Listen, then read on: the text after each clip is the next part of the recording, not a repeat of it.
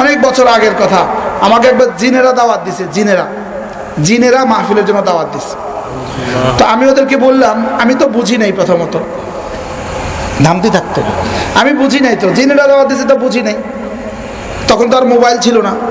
তিনজন মানুষ ঘরে গেছে, রুমে গেছে, দাওয়াত দিয়ে চলে আসছে। আমিও দাওয়াত সময় মতো চলে আসলাম। আইসে হয়রান হয়ে গেলাম, সব অদ্ভুত কাণ্ড কারখানা। তাই বললাম, আচ্ছা আপনারা আমাকে দাওয়াত কেন দিলেন? হুজুর, আপনি যে কোরআন শরীফ দেখে দেখে ওয়াজ করেন এবং হাতে একটা তসবিহ থাকে, এটা আমাদের কাছে খুব ভালো লাগছে। কথা বুঝলেন? খেতে বসলাম, তা আমি তো আমার গতিতে খাইলাম। এত বড় বড় বলে ভাত, এক এক বল এক একজনে খেয়ে ফেললো। আমি দুনিয়াত নাই, বুঝছেন?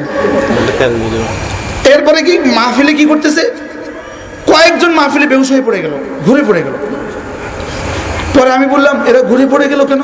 ওরা মিষ্টি বিতরণ করতেছিল, তো মিষ্টি বিতরণ করার সময় কয়েকজন ঘুরে পড়ে গেছে। ঘুরে পড়ে গেল, হুজুর ও বেশি নিছে, ও একবার ওখানে নিছে, আবার এখানে নিছে, একটা লাগাই দিছে। কে লাগাইছে, কি হয়েছে, কেউ তো দেখে নাই, দাম করে পড়ে গেছে।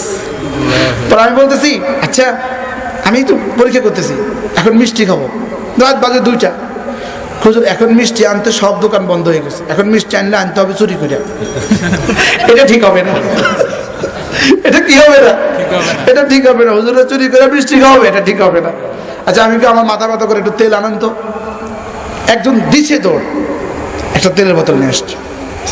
ওই যে ইন্ডিয়ান একটা লাল লাল কভার একটা নবরত্ন আছে না, নিয়ে আসছে। আমি কোথেকে আনলেন? কলিকাতা থেকে নিয়ে আসছি। বারহাল কথার কথা, আমাদের ফেসবুকে যাদের হায়াত কাটে, আজকের এই কথা লিখে রাখবেন একটা কাগজের মধ্যে, আমার ফেসবুকে হায়াত কত ঘন্টা কাটছে লিখে রাখবেন। হাসরের ময়দানে দেখবেন তামাশা, দেখবেন তামাশা। আলিমাত নাফসুম মা আহদারাত। আমি বলি না আপনি ফেসবুকে হারাম করেছেন, বলি নাই, আপনি হালালই করেছেন। ফেসবুকে স্ট্যাটাস লিখছেন, দিছেন, শুনছেন, পড়ছেন, সব বৈধ, অবৈধ কিছু বলি নাই।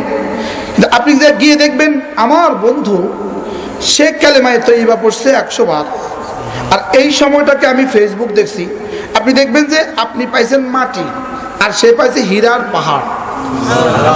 আপনি তখন কি করবেন জানেন? আঙ্গুল কাইটা, হাত কাইটা এখান পর্যন্ত নিয়ে আসবেন, আঙ্গুল ছিঁড়ে ছিঁড়ে ফেলবেন, কামড়াইতে কামড়াইতে।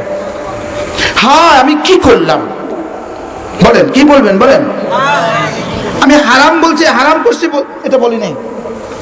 আর যদি গুনাহ হয় আর হারাম হয়, তাহলে তো কলিজা শুদ্ধ ছিঁড়ে ফেলবেন। আর যদি গুনাহ না হয়, শুধু লাভ কম দেখেন, লাভ কম, তখন কি পরিমাণ আফসোস হবে।